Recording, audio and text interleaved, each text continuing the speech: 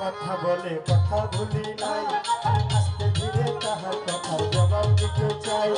যেইভাবে কথা বলে কথা মন্দ না, আমি আস্তে ধীরে রাজা সরে বলবো এখন। আসরেতে এত সুন্দর শ্রোতা দেখতে পাই, শ্রোতা দেখে মনের যত ভাব গান গাই। যেভাবে কথা বলে কথা ভুলি নাই, আস্তে ধীরে আসরেতে জবাব দিতে চাই। সর্বপ্রথম কিয়ামত কোন দেশ থেকে হবে, জানা থাকলেই আমি সরকার বলে তবে। যেই দেশ থেকে কিয়ামত শুরু যাবে হইয়া, কি নমুনা দেখবো আমরা সকলে তাকাইয়া রে, সকলে তাকাইয়া, সকলে তাকাইয়া রে, সকলে তাকাইয়া। তাই বলা হয়েছে সর্বপ্রথম পৃথিবীর বুকে অনেক দেশ, এতগুলো দেশ থাকে, আমরা বুঝবো কিভাবে যে কোন দেশ থেকে কিয়ামত শুরু হয়েছে। সর্বপ্রথম একটা আগুনের গোলা আমরা দেখতে পারবো, যে আগুনের গোলাটা একটা সাগর থেকে উঠবে, যেটাকে বলা হয় রুদ সাগর। সেই সাগর থেকে আগুনের গোলাটা উঠতে উঠতে চলে যাবে ইয়েমেন দেশের দিকে। ইয়েমেন দেশ থেকে এই আগুনের গোলাটা এমন ভাবে ছড়াইতে ছড়াইতে লাগবে, শাম, সিরিয়ায়, জেরুজালেম, এরকম আস্তে আস্তে এই আগুনের গোলাটা চলে আসবে মক্কা নগরীর দিকে। ইয়েমেন শহরের থেকে এই কিয়ামতের উৎপত্তি, কিয়ামতের যে আগুন রুদ সাগর থেকে, ওই সাগর থেকে উঠবে হলো একটা আগুনের গোলা। যে আগুনের গোলা দেখে আমরা বুঝতে পারবো যে কিয়ামত হয়তো শুরু হয়ে গেছে। সেই কিয়ামত আস্তে আস্তে যখন শুরু হয়ে যাবে, মানুষের দিশেহারা হয়ে যাবে। এখন আমরা কি করব? সেই আগুনে মানুষকে দৌড়াইতে দৌড়াইতে নিয়ে যাবে ইয়েমেন শহরের দেশে।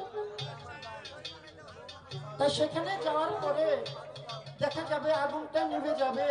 নিভে যাওয়ার পরে সূর্যটা ছিল পশ্চিম দিকে, যখন উদয় হয়ে যাবে, পশ্চিম থেকে সূর্যটা আস্তে আস্তে যখন বাবা উঠবে, মানুষ ভাববে সব সময় সূর্য পূর্ব থেকে উঠে, আর এখন সূর্য উঠতেছে পশ্চিম দিক থেকে, মনে হয় কিয়ামতের আলামত শুরু হয়ে গেল।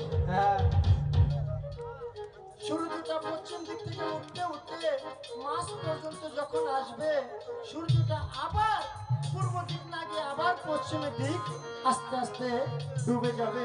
এইভাবে ডুবে যাওয়ার পরে 40 দিন এই পৃথিবীটা অন্ধকার থাকবে। মানুষ ঘুমাইতে ঘুমাইতে তারা ক্লান্ত হয়ে যাবে যে সূর্য ওঠে না কেন। আমরা তো বর্তমানে 6-7 ঘন্টা ঘুমানোর পরই জায়গা যায়, কিন্তু তারা ঘুমাইতে ঘুমাইতে ক্লান্ত হয়ে যাবে যে আমরা সূর্যের মুখ দেখতে পারি না। তারপরে সূর্যটা যখন 40 দিন পরে আবার উদয় হবে, মানুষ তখন আস্তে আস্তে তারা বুঝতে পারবে যে সূর্য যেতে উঠছে, এখন মনে হয় দিনও হবে। আস্তে আস্তে যখন দিন হয় মানুষ বেহুশ হয়ে যায়, তারা ক্লান্ত হয়ে যায়। সূর্যটা যখন মাঝ পর্যন্ত আসবে, এসে আবার যখন নিজে পশ্চিমের দিক যাবে, তখনই আল্লাহ তাআলা কিয়ামত শুরু করে দেবে। এই তো তাহার কথা ছিল, আর তো কথা নাই। আমিও একটি প্রশ্ন তারে করতে চাই। বাবা,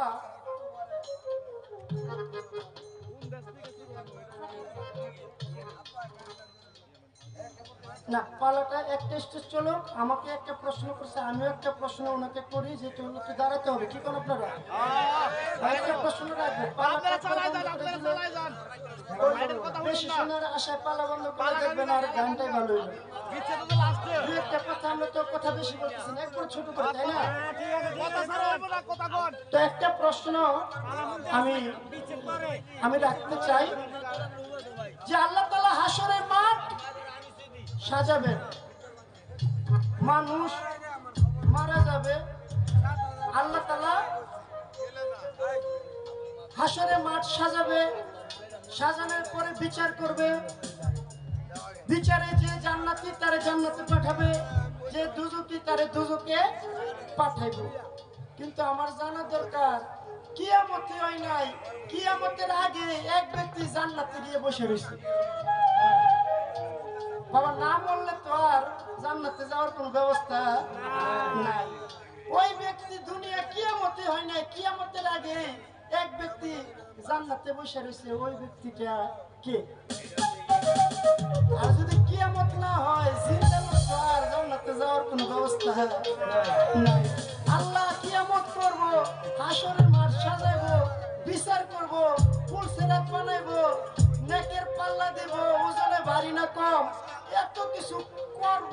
তারপরে জান্নাতি পাইলে জান্নাতে পাঠাইবো, দুজকে হইলে দুজকে পাঠাইবো।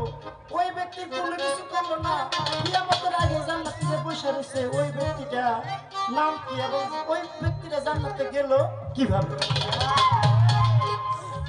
এই তো একটা কথাই, আমার একটা কথা নাই, আরেকটি গান করিয়া বসে পড়তে চাই।